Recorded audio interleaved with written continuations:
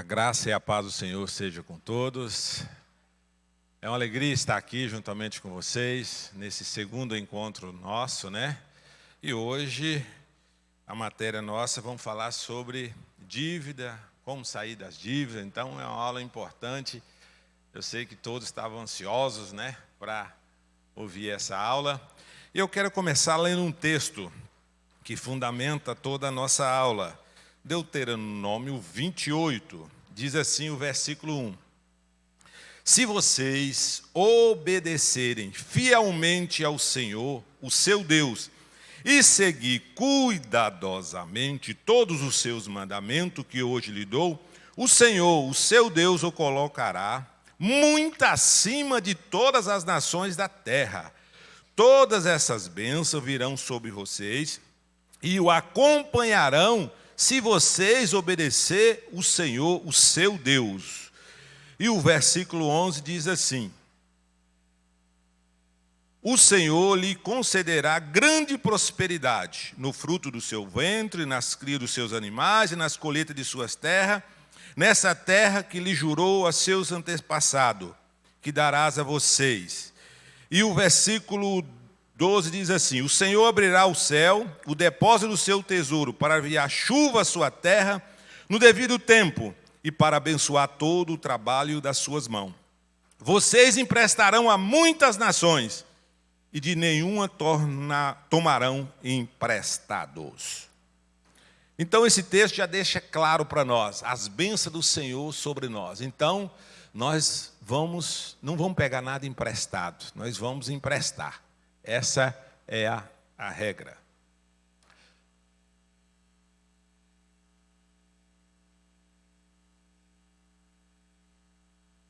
Espera aí que já volta a tela ali.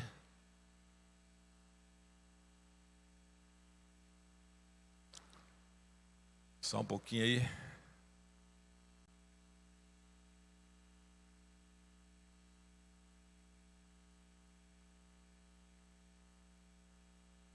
Então esse texto, ele já deixa claro para nós das bênçãos que o Senhor tem para mim e para você. Vamos lá. Então esse aqui é o seu dinheiro, então toda a nossa fala foi extraída desse livro, né, a maioria.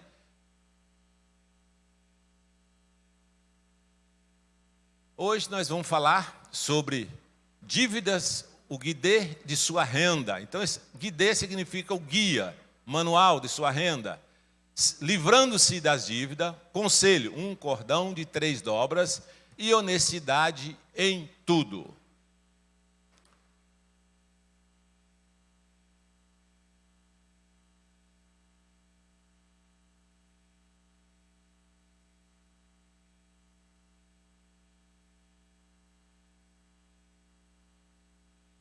Vamos lá.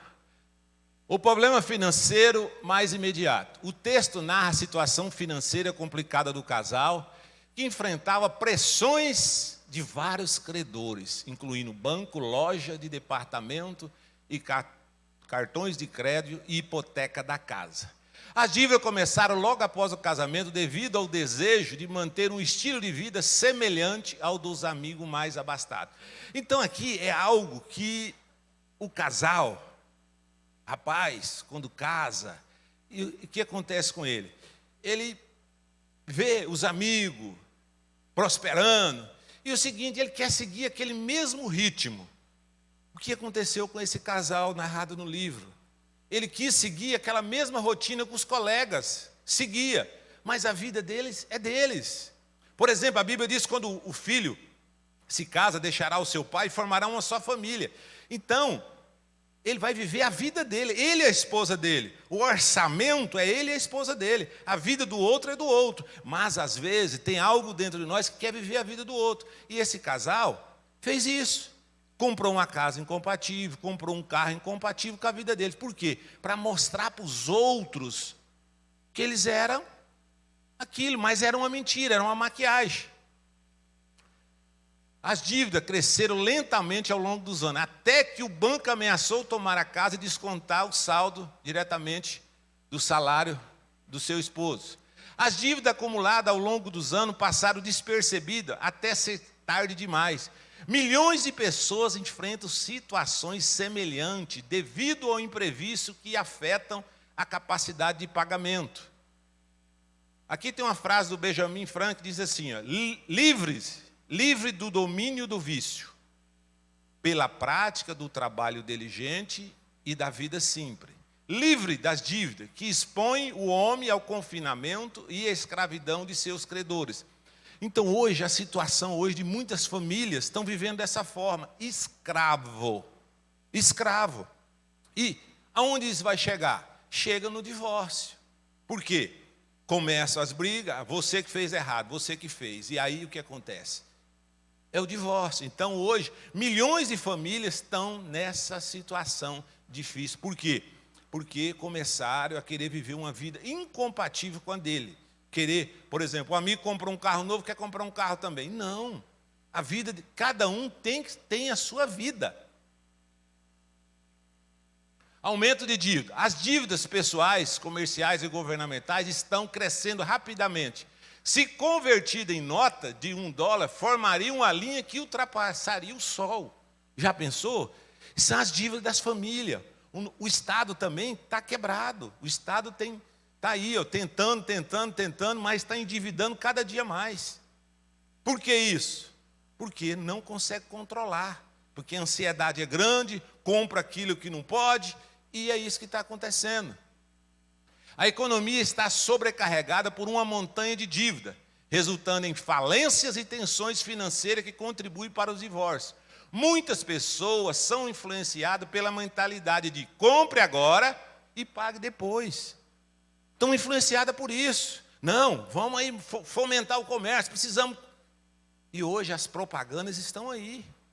Propaganda disso, propaganda daquilo, para você endividar. Aí quando você endivida, você se torna o quê? Escravo, se torna servo daquela situação. E essa frase aqui é comum, ó. Compre agora e pague depois. Tem pessoas que isso aqui para ele é uma lei. Ele acha que isso aqui para ele é algo que é um milagre que Deus fez na vida dele, porque ele precisa fazer isso. E ele justifica as dívidas dele em cima disso aqui. Não, se eu não comprar fiado, eu nunca vou ter nada. Isso aqui é algo que para tornar as pessoas escravas. São frases criadas aí para te enganar você. O que é dívida? Propaganda de financiamento mascara a realidade negativa das dívidas, que inclui responsabilidade e obrigações de solvência. Por exemplo, quando você está com a situação legal, financeira, você é uma pessoa solvente, os bancos te oferecem dinheiro. Ele fica ligando para você, aqui eu tenho isso, eu tenho aquilo, tal. Fica aquelas ligações. Eu lembro, quando eu estava numa situação aí difícil da minha vida, ninguém ligava para mim, não. Ninguém ligava, não estava nem aí. Agora, quando eu melhorei a minha vida financeira, ficam ligando, oferecendo. Semana passada ligou para mim, oferecendo um valor. Aí o seguinte, falei, qual é a taxa de juros? X. Falei, mas vocês pagam para mim a metade do preço, você quer oferecer isso para mim? Para que eu vou pegar isso aí? Querendo tornar escravo de novo. E às vezes tem pessoas, não, vamos pegar um dinheirinho, é 6% ao ano. Mas esquece que tem a taxa da Selic também, que as pessoas só olham os 6%. E esquece que a Selic está aí, que é onde se torna lá, quando você vai somar, dá mais de 15% ao ano.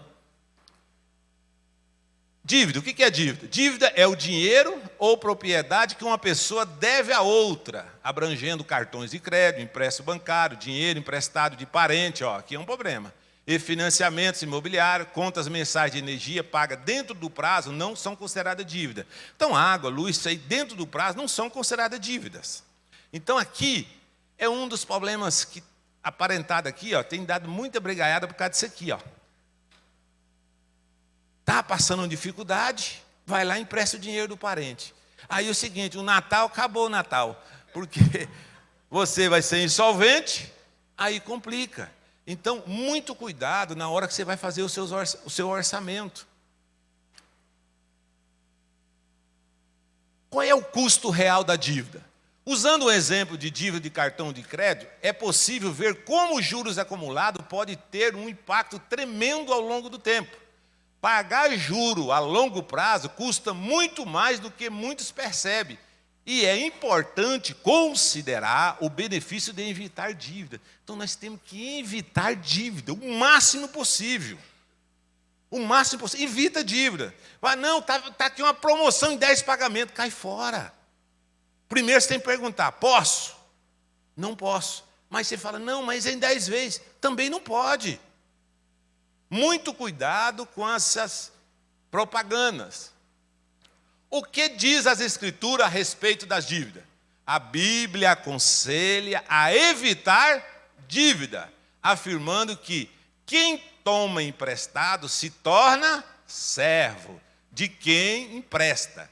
Dívidas reduz a liberdade financeira e obriga as pessoas a servir a quem emprestou. As Escrituras também alertam contra a suposição de que o futuro será sempre favorável para o pagamento das dívidas. Então aqui é algo que nós temos que tomar cuidado, evitar isso. Evitar o máximo. O que a Bíblia está dizendo para nós? Nós vamos ser servos. Nós vamos ter que pedir bênção para aquela pessoa que emprestou para nós. Tem que falar macio, tem que... Então, não compensa nós viver dessa forma.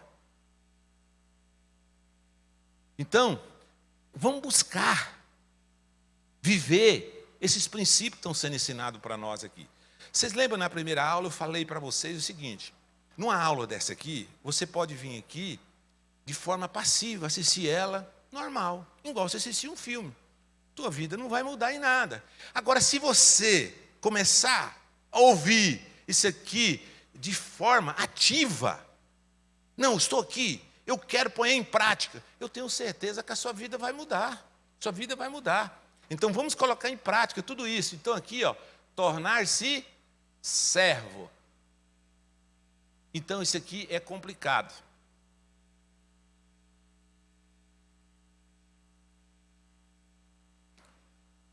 Dívida pode negar uma oportunidade a Deus. Emprestar pode impedir que Deus demonstre sua provisão. Um exemplo é de uma jovem que, confiando em Deus, conseguiu sustentar no seminário sem recorrer ao financiamento, aprendendo variosas lições de dependência e fé. Então o livro narra a história de um jovem, que ele queria fazer um seminário.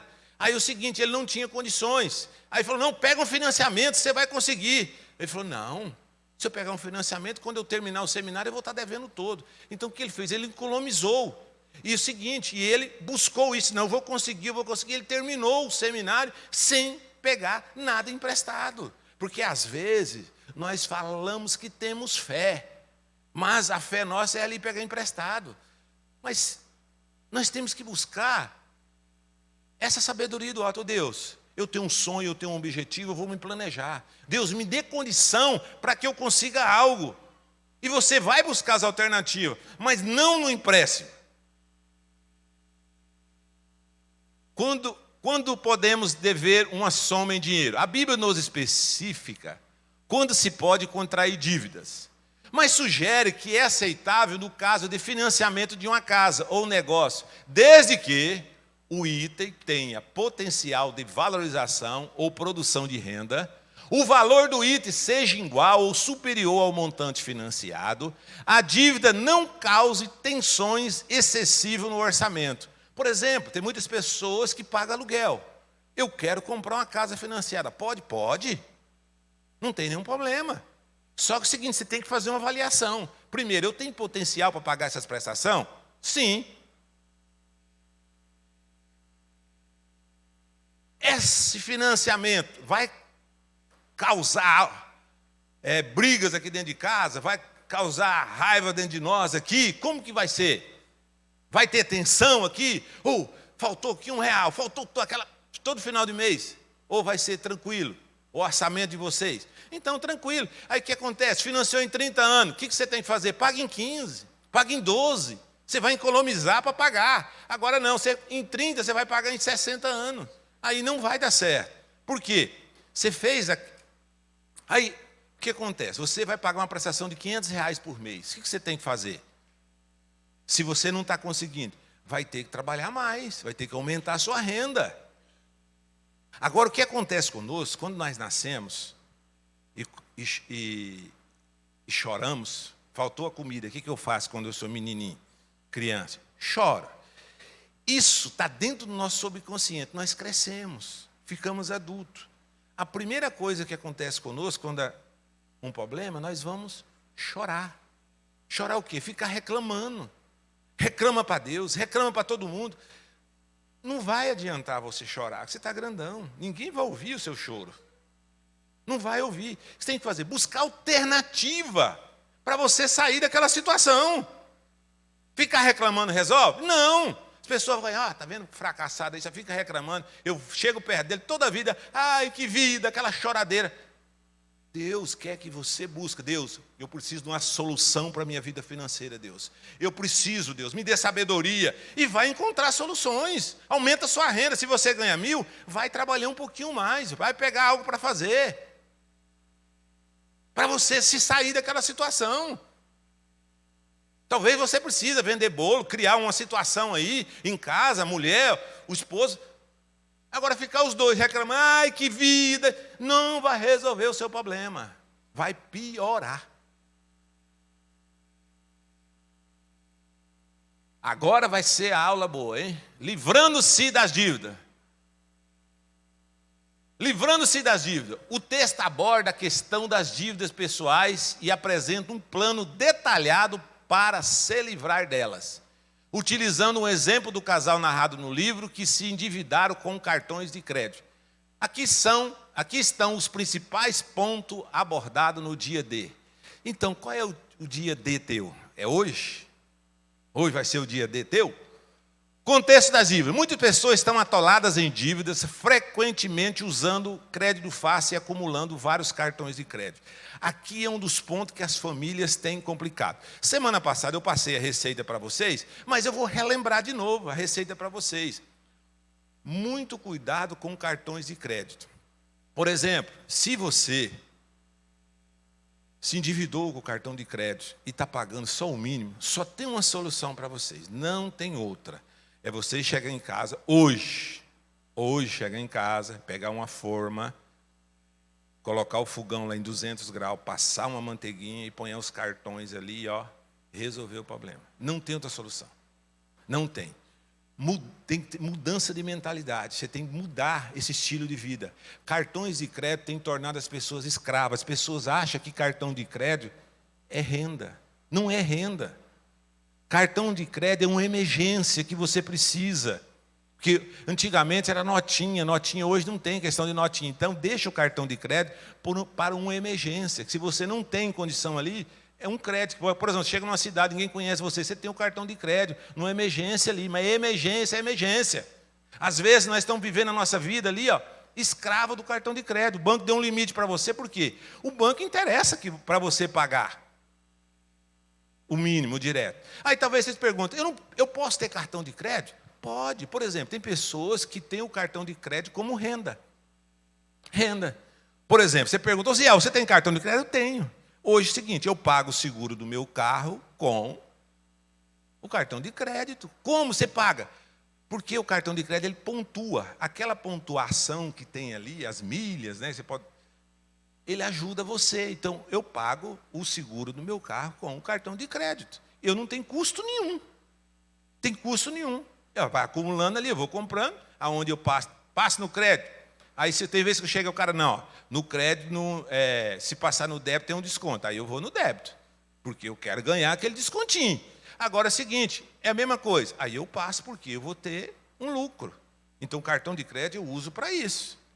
Então, muitas pessoas têm para comprar passagem aérea, para tirar as férias. Então, o cartão de crédito ele é relevante nesse sentido. Agora, o cartão de crédito ele não pode ser entendido como renda. Ele é emergência. Nós temos que entender isso, porque senão nós tornamos servo daquela situação. Passo a passo para sair das dívidas. Então, primeiro, ore e peça orientação, ajuda divina. Por exemplo, aquela viúva que a Bíblia narra, o que aconteceu com ela? O marido morreu e agora? Cheio de dívida. O que ela teve que fazer? Buscar uma orientação. Ela orou e foi ao profeta, e o profeta orientou ela como sair daquela situação.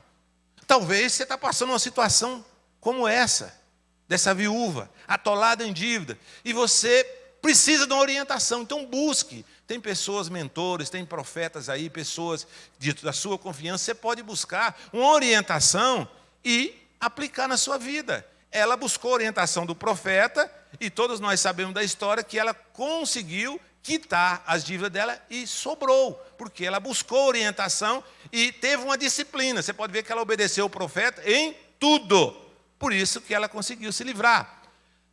Alice seus bens, determine o que pode ser vendido para ajudar a pagar a dívida. Então, faça um orçamento, determine ali o que eu posso ajudar aqui para me sair das dívidas.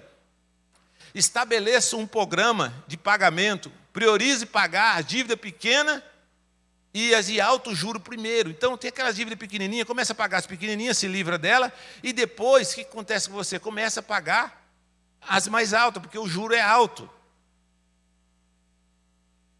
Considere aumentar o orçamento, encontre formas de ganhar mais dinheiro sem prejudicar a família. Então, busque ali essa orientação para você crescer a sua renda ali financeira. Não acumule novas dívidas, pague à vista sempre que possível. Então você que está numa recuperação, está insolvente aí, não compra fiado jamais. Enquanto você não quitar o último centavo, e mesmo assim, vocês viram o que aconteceu no passado, então não torna de novo. Porque tem muitas pessoas que fazem aquele orçamento tal, conseguiu pagar. Oh, que alívio. Vamos fazer um churrasco para comemorar, sem ter dinheiro. De novo, voltou de novo, dever. Seja satisfeito com o que tem. Reduza a exposição à publicidade e ao consumo impossível. Então, toma muito cuidado com esse consumo impossível. Tem pessoas aí que ficam na internet publicando algo.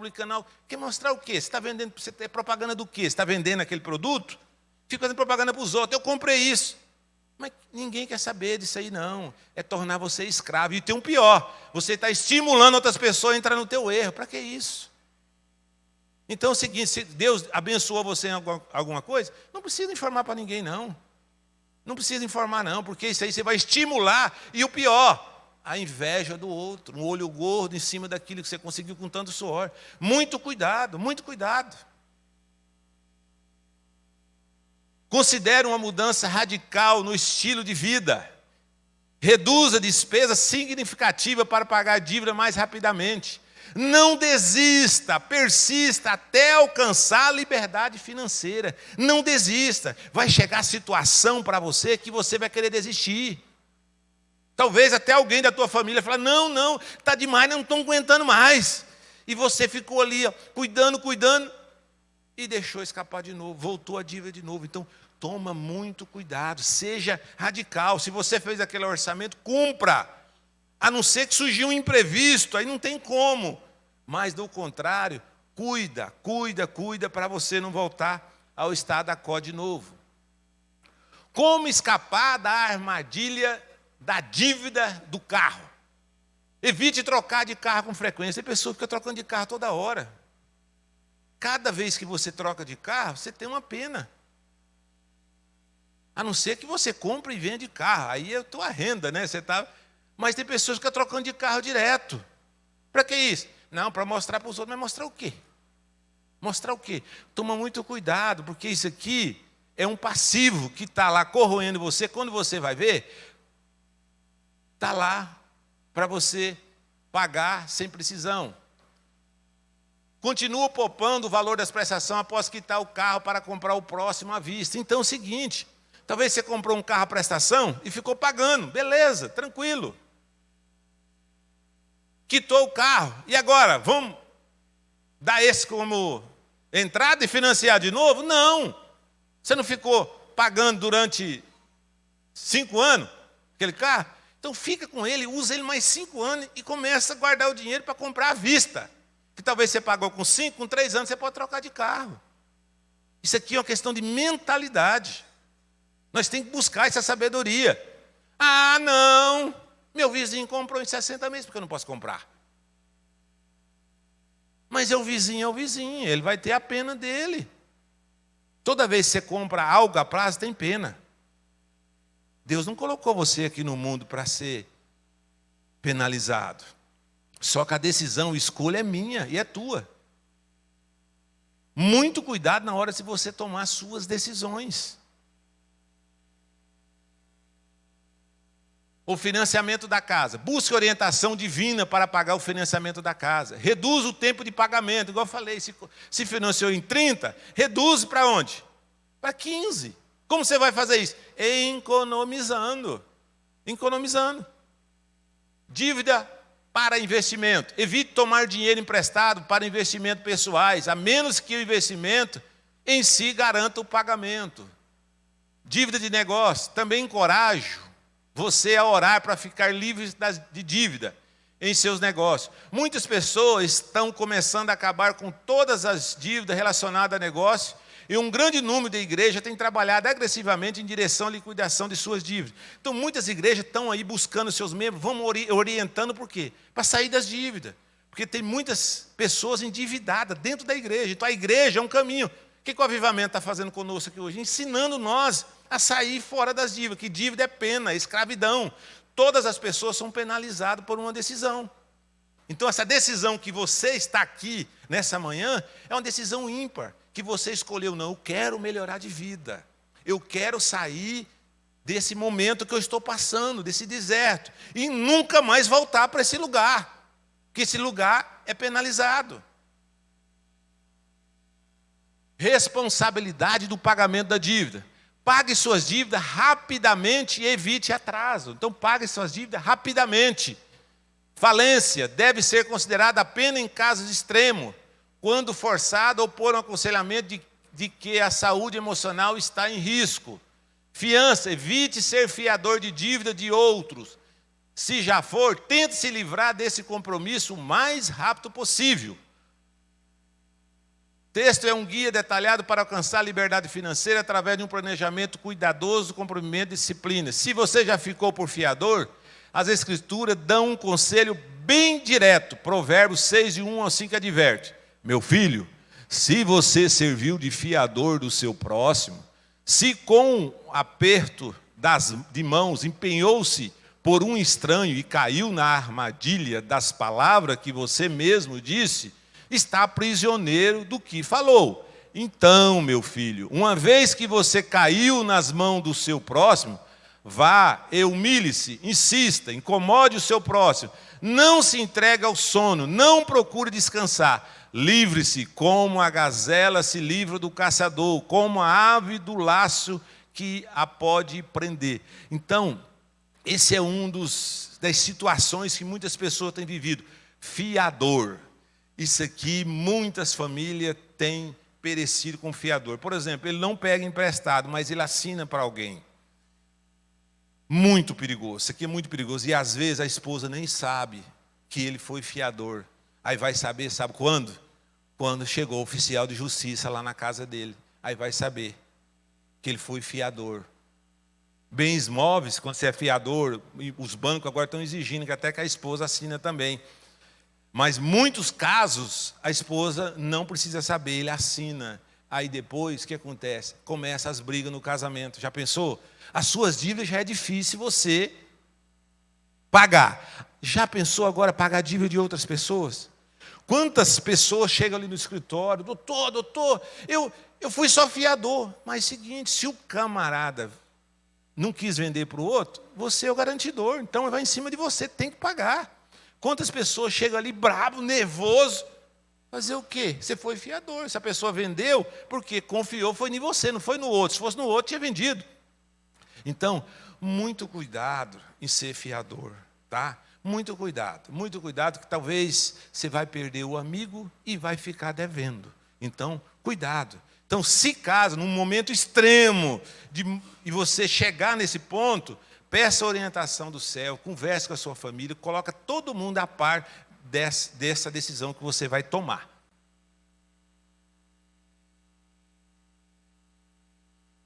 A sociedade diz: você pode contrair dívida quando quiser, compre agora e pague depois. Mas as Escrituras dizem assim: o Senhor desencoraja o endividamento, porque Ele quer tornar-nos livre para servi-lo. Viu aqui a diferença das Escrituras e do mundo? O mundo quer que você se torne escravo.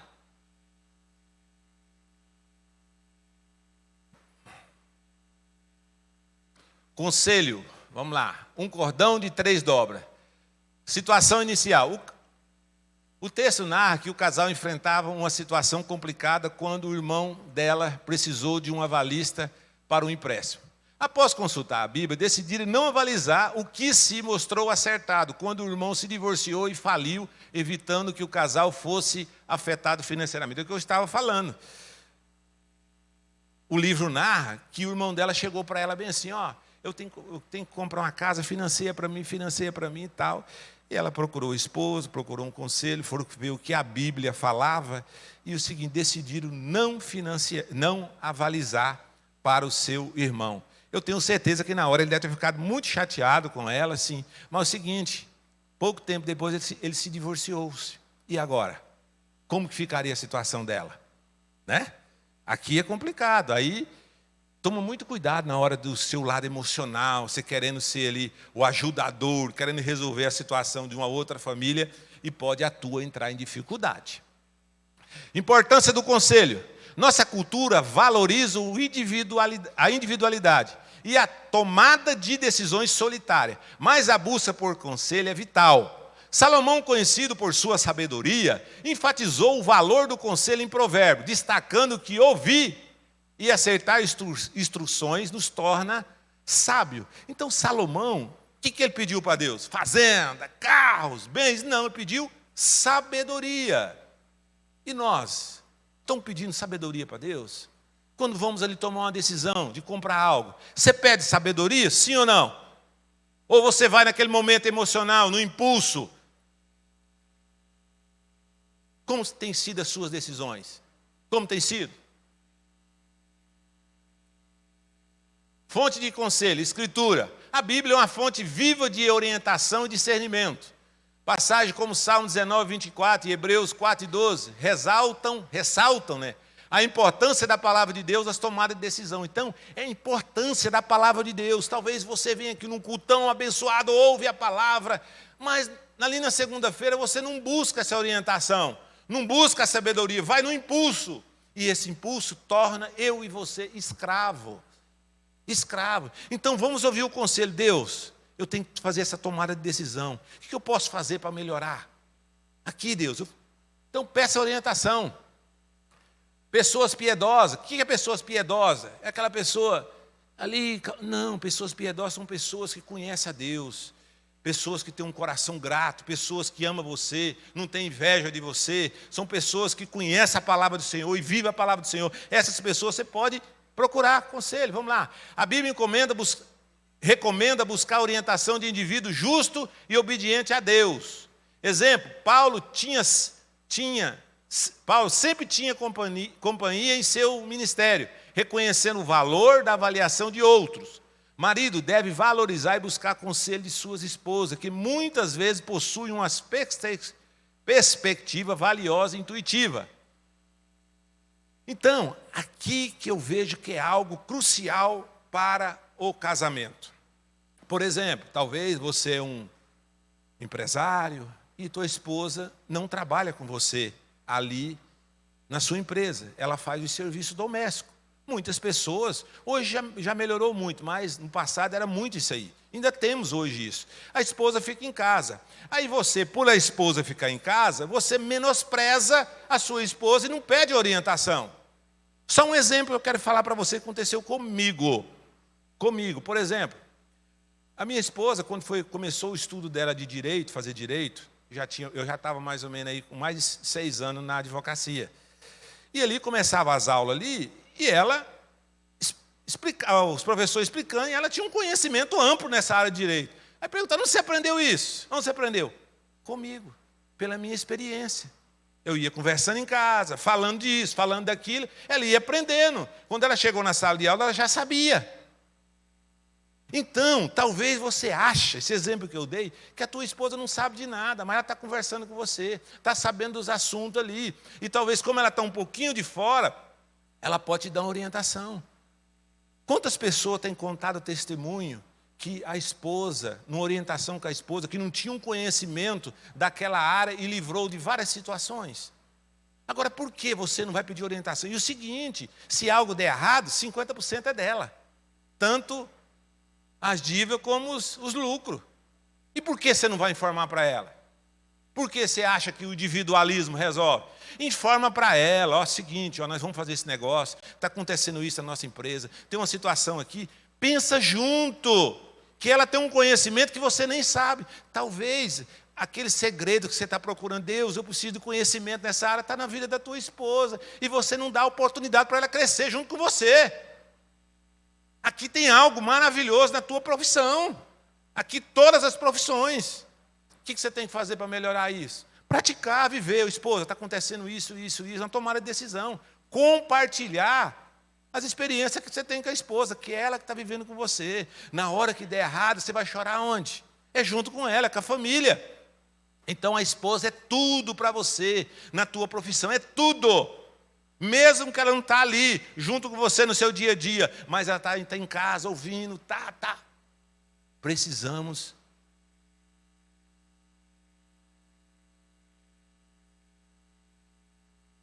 Então, pedir orientação direta ao Senhor em oração, como indicado em Isaías 9:6, Salmo 3 e 8. O Senhor é descrito como maravilhoso, conselheiro, e oferece orientação através da oração e escuta silenciosamente. Então, você precisa pedir orientação do Senhor. Dobrar o seu joelho, então vai ter hora difícil ali, no lugar de você ficar aí no muro das lamentações. Buscas, Deus. Situação é essa, Deus. Me dá orientação para isso, Deus. Vai buscar orientação em oração. Na multidão de conselheiro, Provérbios 15, 22 e 11, 14, destaca a segurança e o sucesso que vem da multiplicidade de conselheiros. Então, conselheiros, pais, pessoas sábias, têm conselheiros próximos a ele. Pessoas sábias está buscando conselho, ele não vai no impulso. Ele não vai, não. Por exemplo, eu não tenho intimidade de compra e venda de carro. Quando eu quero vender meu carro, vou buscar quem? Uma pessoa sábia nessa área. Por exemplo, na área de contabilidade, eu vou buscar quem? Um contador que sabe dessa área, profissionais, técnicos dessa área. Nós temos que buscar.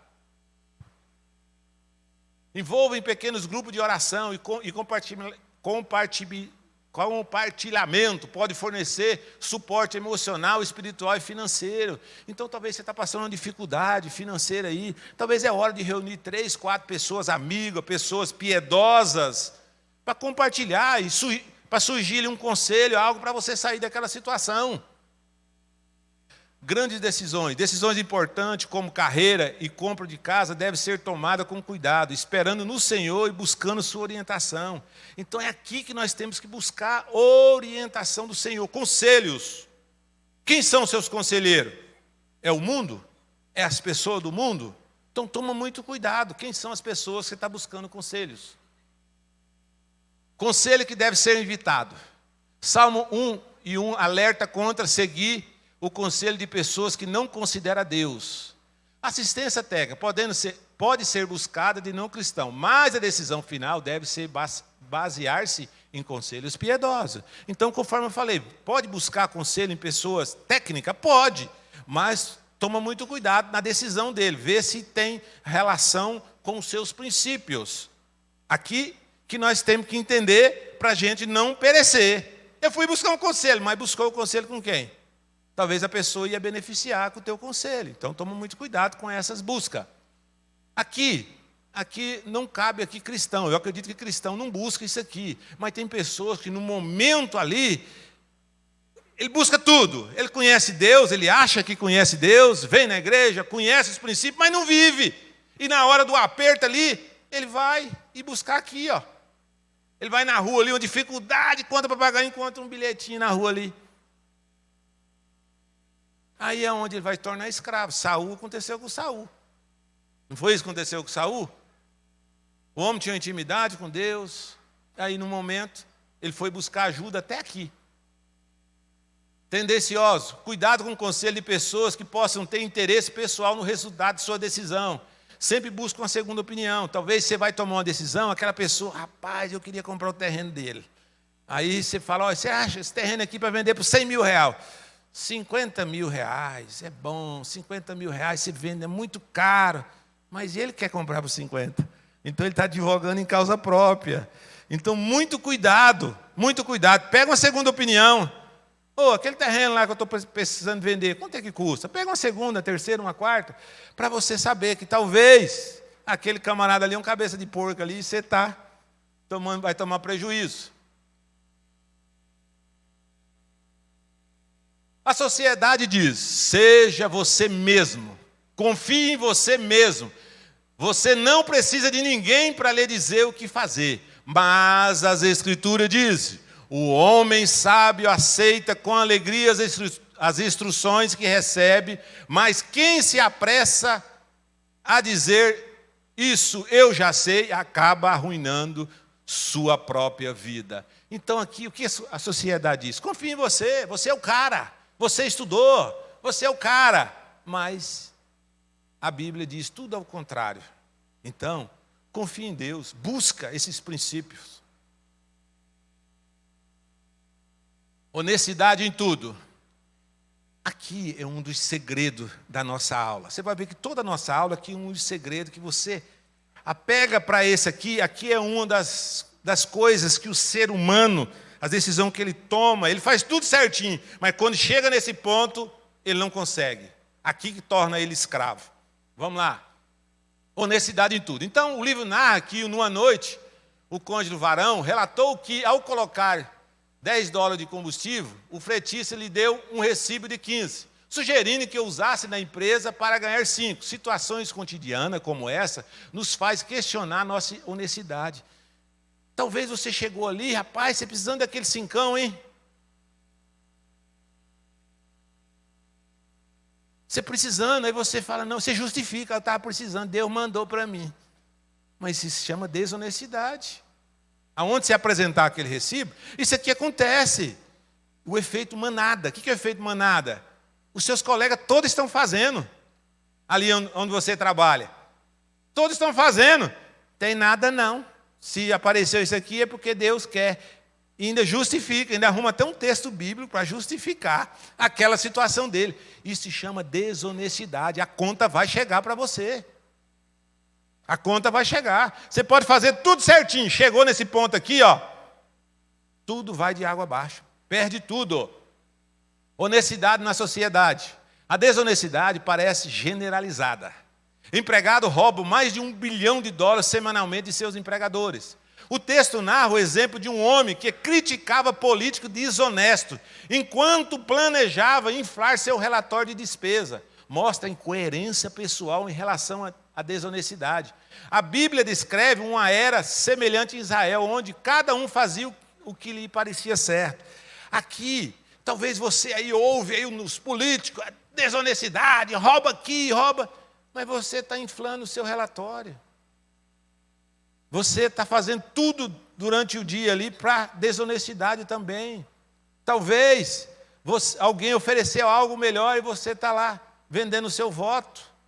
E depois fica cobrando. Cobrando. Tinha uma situação, aconteceu lá num colega nosso na região do Paraná, que ele candidatou-se, né? E o camarada pediu, me dá uma caixa de óleo para mim, que eu estou passando uma dificuldade muito grande. E ele, na sua simplicidade, cometeu o crime também, né? Foi e deu a caixa de óleo. E perdeu as eleições. E ele foi reclamar para o cidadão. Rapaz, eu dei uma caixa de óleo e você não votou em mim. Não, você deu uma, o outro deu 2. Você viu? A desonestidade. Vendendo, já está errado. Porque essas pessoas a conta vai chegar. E chega de que forma? Aí depois de você reclamar, pode dobrar o joelho, orar 7 dias, 1 ano, não vai resolver, porque está dentro do teu coração. A semente está lá do teu coração. Você precisa o quê? Confessar e deixar. Tem jeito? Tem jeito.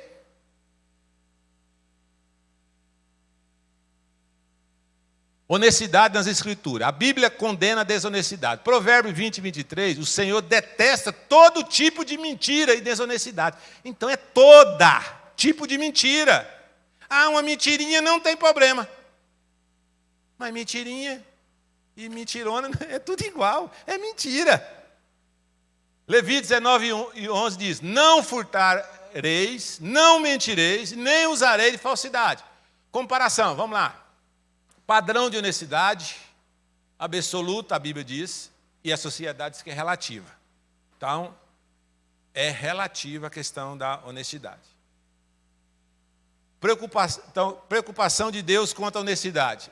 A Escritura diz assim: Ele ordena que haja honestidade. A sociedade, não há Deus. Em que se baseia a decisão de ser honesto ou desonesto? A Bíblia diz: na fé, no Deus vivo e invisível. A sociedade, somente nos fatos que pode ser visto. Você viu a diferença? Ninguém viu. Ninguém viu. Momento comunente feito no momento da decisão quanto a ser honesto. Isso agrada a Deus? Então a pergunta é essa: isso agrada a Deus? Aí a sociedade: será que eu vou conseguir? Então vocês viram aqui o contraste aqui da sociedade e da Bíblia?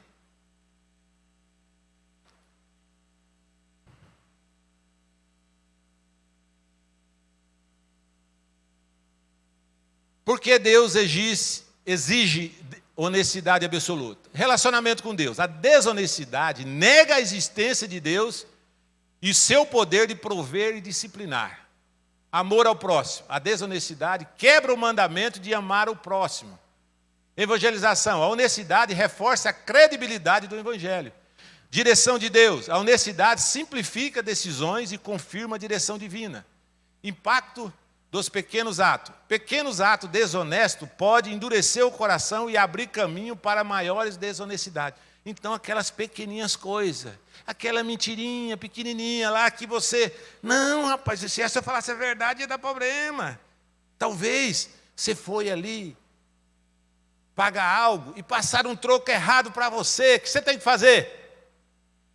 Devolver. Não, foi Deus que mandou. E o camarada lá, coitado, vai para a conta dele lá, vai pagar algo, a pessoa vai ser penalizada, você vai ser amaldiçoado. Compensa isso? Não compensa. Seja honesto. Passou um centavo, está aqui um centavo. Seja honesto. Isso aqui, tem pessoas que vivem dessa forma. Por exemplo, você vai ir na rua, encontrou lá R$1.000 no chão, o que tem que fazer? Guardar no bolso e usar aquela frase? Achado não é roubado? Não. Procura a delegacia mais próxima e entrega. Vai fazer uma ocorrência ali e você entrega ali. Aí é um problema do Estado. Esse é o correto. Não, vou lá e... Problema deles lá, você fez a tua parte.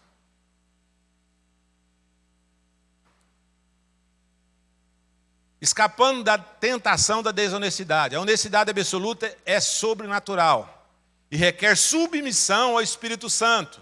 Devemos cultivar um temor saudável ao Senhor, reconhecendo que Ele disciplina o amor. Então, essa honestidade absoluta é estimável para nós. Temos que buscar essa honestidade. Onde buscamos? Em Deus. Deus, eu falei, Deus, até aqui. Mas hoje é um dia ímpar da minha vida. Hoje é dia 9 de junho de 2024, Deus. Eu vou tomar uma decisão que a partir de hoje eu não vou mais cometer o que eu cometi. Eu vou ser melhor. Eu vou ser melhor. Então aqui está o ponto crucial para nós crescermos. Aí talvez, não, eu vou continuar assim, porque eu vivi até assim, meu pai era assim, minha mãe era assim. Você, a prestação de conta, quem vai prestar no dia que Jesus chamar você, vai ser você. Não vai ter teu pai, não vai ter tua mãe, o mundo não vai estar lá não. Cada um vai pagar a conta individualmente. Consequência da desonestidade.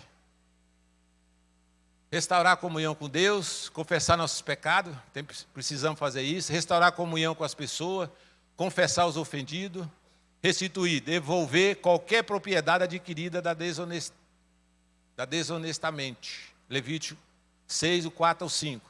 Suborno. O suborno definido como algo dado para influenciar alguém a praticar um ato errado. É proibido pelas Escrituras. Rapaz, isso aqui é algo que muito tempo eu vivi com isso aqui no meu coração. O que acontecia? Por exemplo, nós fomos criados e sempre que nós ia viajar, nós colocava cinta. Como não colocava cinto? Por causa da polícia. Aí, por exemplo, ia chegando as gurias, todo mundo colocar cinto, colocar cinto. Aí um dia nós esquecemos de colocar o cinto. Aí a polícia parou. Aí o que aconteceu? Pagamos uma multa, né? Pelo menos foi isso, né? O primeiro, uma multa. Aí o camarada, né? Criminoso também, né? Pediu aquele valorzinho. Hoje não acontece isso, mas naquela época acontecia muito. E sabe o que aconteceu? Oferecendo, olhando, isso aí eu tinha mais ou menos aí uns 10 anos, 12 anos, 13 anos, olhando aquilo lá, para mim era normal. E fui criado dessa forma, né? Aí tornei adulto. Um dia eu vim, né? Lá do Paraná, chego num determinado lugar aí, parou, eu tudo certinho, olhei todo sim, tudo bonitinho e tal, né? Beleza, vou descer do carro, mas esqueci que eu estava de chinelo. Quando eu desci, o que aconteceu? Multa. Eu estava no automático, fui ensinado. O que eu fiz? O cara pediu, eu ofereci. Depois que eu aprendi, isso é errado. Isso é errado, isso é crime. Tanto para mim como o cara, eu estou estimulando isso.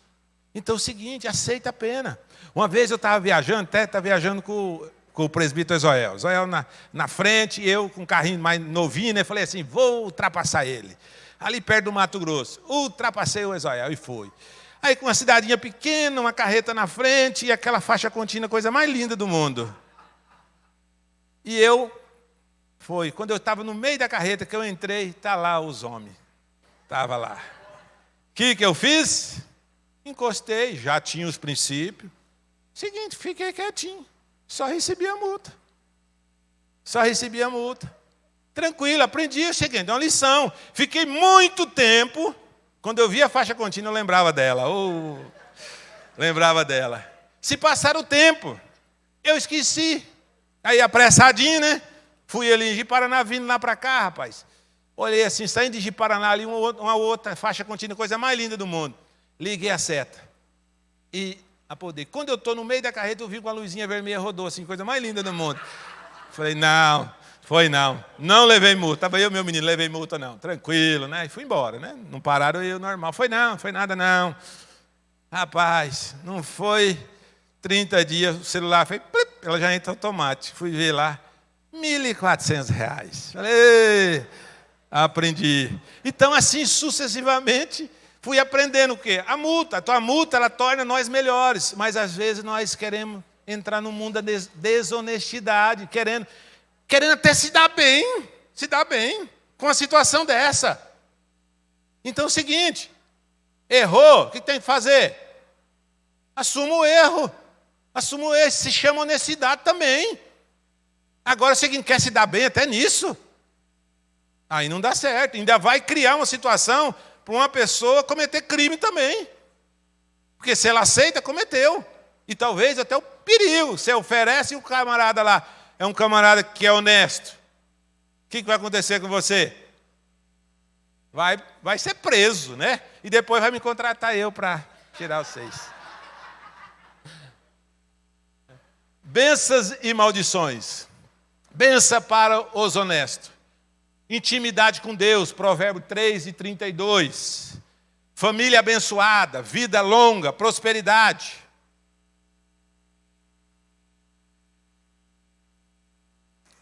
Maldição para o desonesto, alienação de Deus, problemas familiares, morte, pobreza. Então, desonesto está lá, pobreza, morte. Você é a pessoa que Deus tem procurado? Pergunta aí, se é a pessoa que Deus tem procurado? Mostra o impacto, lá em Jeremias 5:1, mostra o impacto de uma única pessoa honesta na economia de Deus. Seu compromisso com a honestidade pode influenciar poderosamente sua comunidade. Então, dê uma lida lá em Jeremias 5:1 que vai trazer algo significativo para a sua vida e vai tornar você melhor.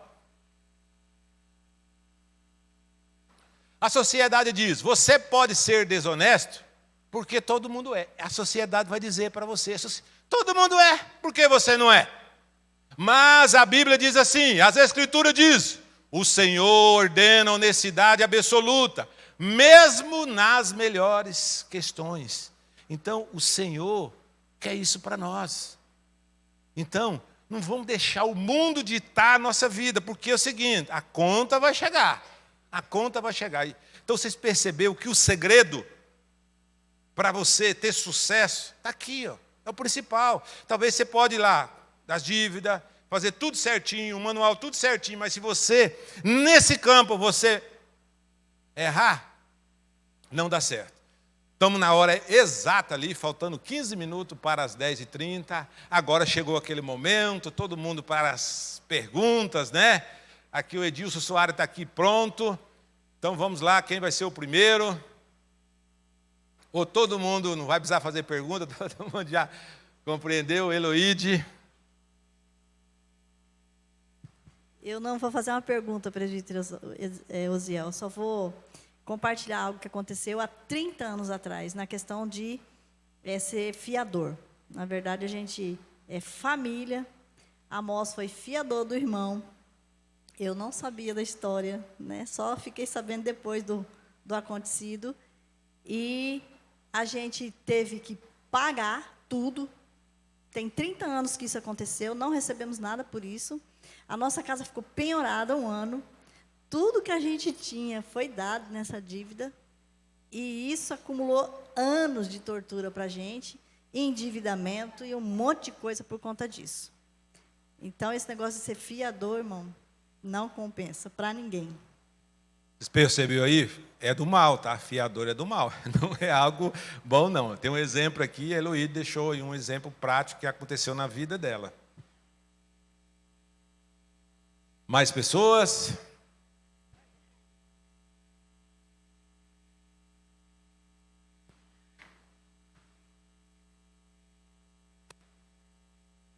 Bom dia, paz do Senhor a todos. Também compartilhar um testemunho sobre dívidas.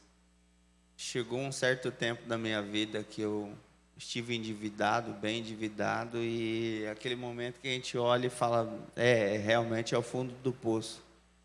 E eu perguntei para Deus, onde foi que eu errei? A gente sempre faz essa pergunta para quem já passou por dívidas, e eu agradeço o professor por compartilhar, que também já passou por esses períodos.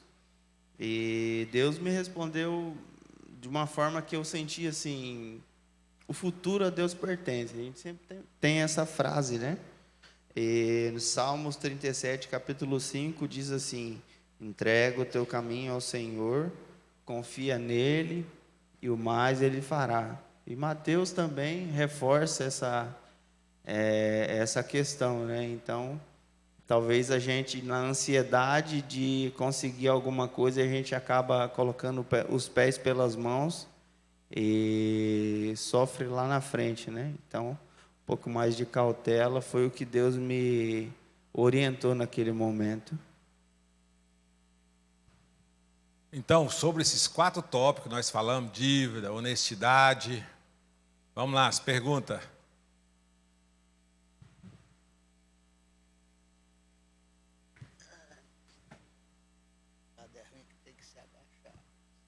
Paz do Senhor, igreja.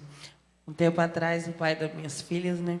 A gente estava na sorveteria e quando ele foi pagar a conta, o senhorzinho da sorveteria voltou um troco bem maior do que a dívida que nós tínhamos consumido no local.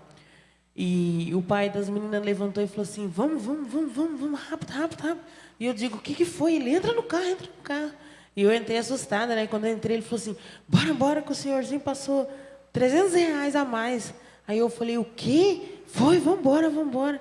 Aí eu falei, você tem coragem, você vai levar o dinheiro do senhorzinho? Ele, mulher do céu, é R$300, só se eu for doido para voltar e devolver o dinheiro pro homem.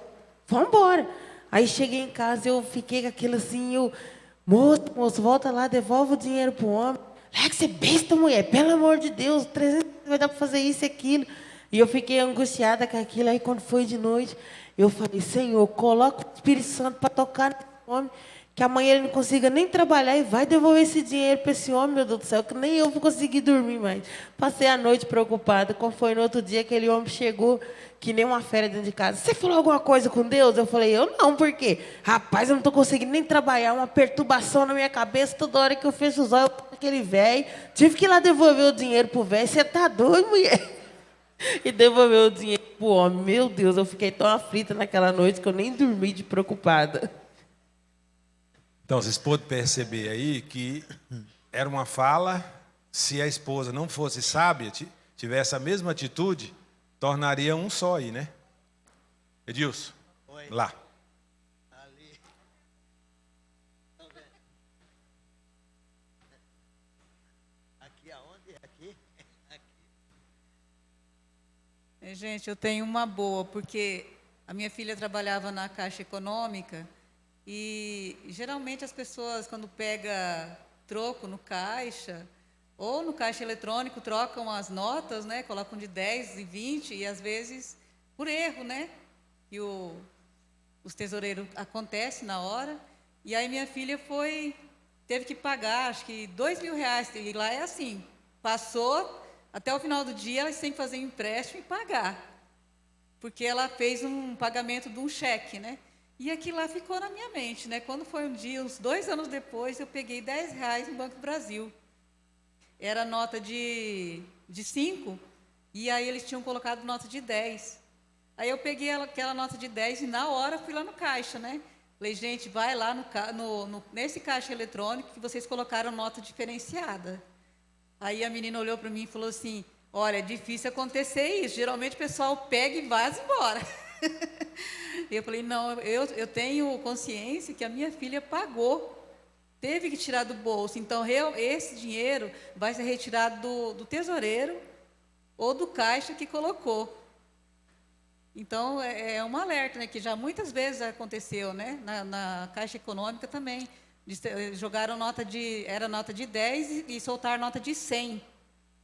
E aí, se a pessoa não for honesto, ele pega aquilo ali e fala, está doando, né?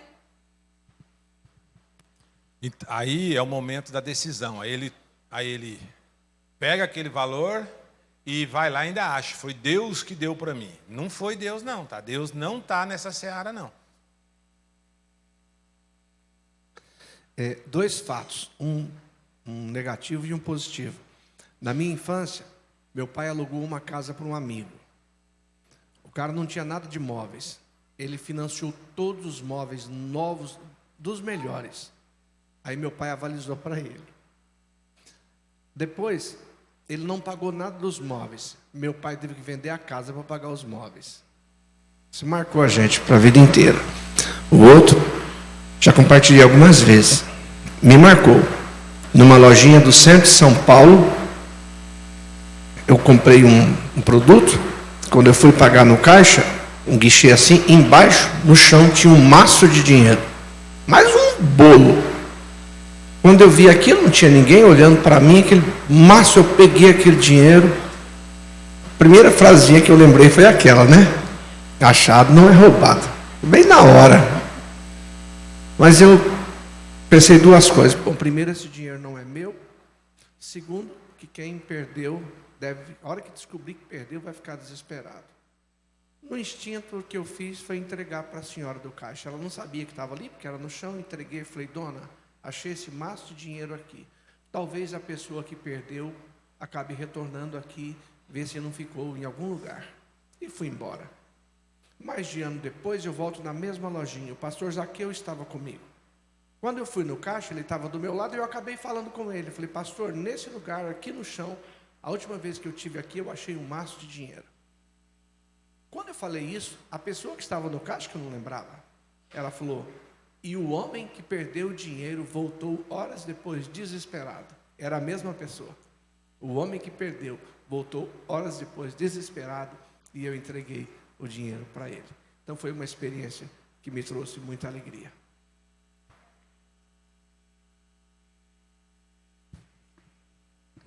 Mais uma pergunta.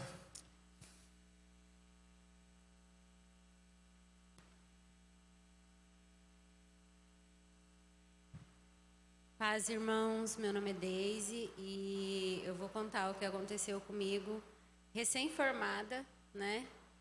E eu sou dentista e na época eu aluguei uma sala, fui trabalhar. Não deu certo, me endividei, dei um passo maior do que a perna, não me planejei, não tinha um planejamento financeiro. Nisso, nós tivemos que vender a moto que nós tínhamos, nós tivemos que vender o carro que nós tínhamos também, e ainda assim não deu para pagar metade das contas que tinha.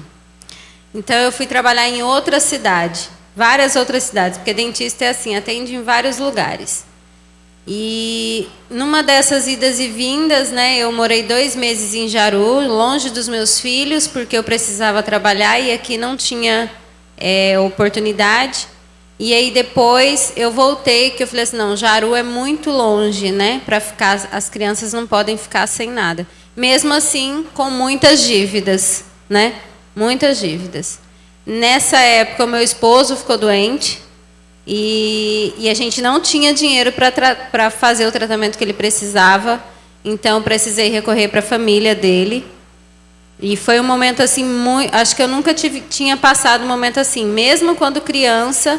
A minha história foi bem difícil, a nossa casa queimou, alagou tudo, a gente perdeu tudo 2 vezes, mas essa parte foi a fase mais difícil, porque eu não tinha pai, eu não tinha mãe, não tinha quem recorrer, era eu e o meu esposo doente. E aí, então, eu comecei a trabalhar em Brasilândia, porque o meu pai mora lá, de moto. Só que eu já tinha entrado num estado automático de depressão, de não conseguir, de querer acabar com a própria vida. E aí a Andressa começou a vir para a igreja. Né? A Andressa começou a vir para a igreja, tomou a decisão de se batizar, e aí eu tenho que acompanhar, né? Que é uma rotina. A Andressa está aqui desde de segunda a domingo.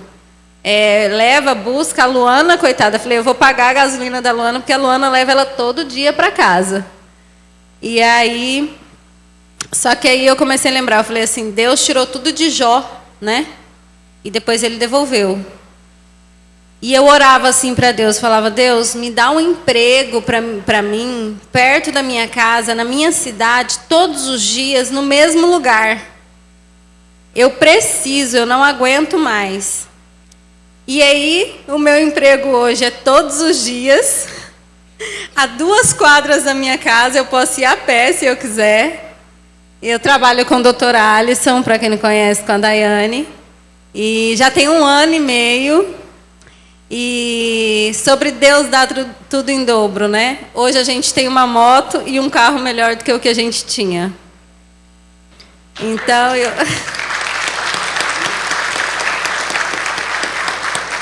E o que foi mais engraçado hoje foi que assim, eu acordei cedo e eu falei assim... a Andressa vai para a EBD, eu vou deixar para ir à noite. Só que à noite, às vezes, eu acabo não vindo. A verdade é essa, a gente acaba procrastinando no domingo. Falei, não vou voltar, eu vou voltar a deitar, mas eu vou para a EBD hoje. Hoje eu tenho que ir para a EBD. E aí a Andressa acordou, a senhora vai? Como assim? Cheguei aqui, o doutor Alisson, vai chover? E aí eu cheguei aqui e falei, cara, olha aí, Deus falando comigo, né? Aí eu me identifiquei bastante com a história. Amém. Vamos colocar de pé. Pastor, bom, parabéns, tá, pastor Marcos? Eu queria desejar os parabéns aí pelo seu dia. Pelo menos isso eu tenho que falar hoje. Eu vou concluir primeiro.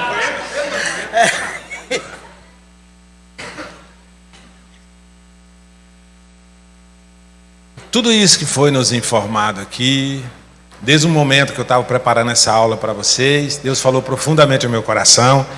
Esse livro aqui eu recomendo todos a ler, que aqui só foi o resumo do resumo do resumo. Aqui ensina como fazer orçamento, aqui ensina vários orientação para você tornar melhor. Então aconselho aqueles que puderem, tem aí disponível aí em PDF, a Heloídes que tem ali. Então, vão todos colocar em prática, que eu tenho certeza que nós vamos tornar melhores se nós praticar isso. Aqui, nós temos aqui adolescentes, temos jovens aqui, e eu quis, desde o primeiro momento, todas essas aulas que acontecem em junho, sempre eu tenho fomentado os líderes, Deixa os adolescentes, os jovens participar conosco, porque eu fui jovem, e se eu tivesse aprendido isso antes, hoje eu estava numa situação bem melhor. Então é por isso que eu oriento a todos que puderem estar aqui, jovens, adolescentes, para aprender, sentir essa energia junto conosco aqui, que todo mundo tem dificuldade. Então se você aprender aqui os princípios, já colocar em prática, você se torna melhor. Esse tempo atrás eu fui convidado para dar uma aula ali para os menores aprendizes.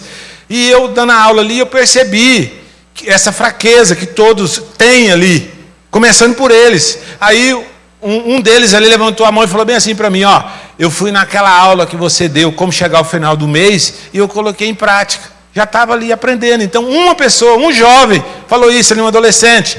Então, vamos colocar em prática. Tudo isso que foi fomentado aqui para nós, vamos colocar em prática, porque é o seguinte, o céu está de prontidão, falando, filho, é eu e você, filho. Pratica os princípios, pratica tudo isso que eu tenho colocado à sua disposição. Cada um de nós aqui tem uma missão. E a pergunta para você perguntou qual que é a sua missão? Qual é a sua missão? Então cada um vai dar conta daquilo que você fez. Então pratica, não fica olhando o outro não, olhando o outro. Você pode ter inspiração, mas busca, aquilo está dando certo, eu posso aplicar na minha vida. Mas tira tudo aquilo que veio nessa bagagem tua aí, do passado, retira isso de você, coloca Deus na tua vida, coloca os princípios, não fica escravo de nada não, porque aí não vai dar certo, aí tem vários prejuízos, tá bom? Antes da oração, o Israel quer dar uma pequena palavra, né, Israel? Depois?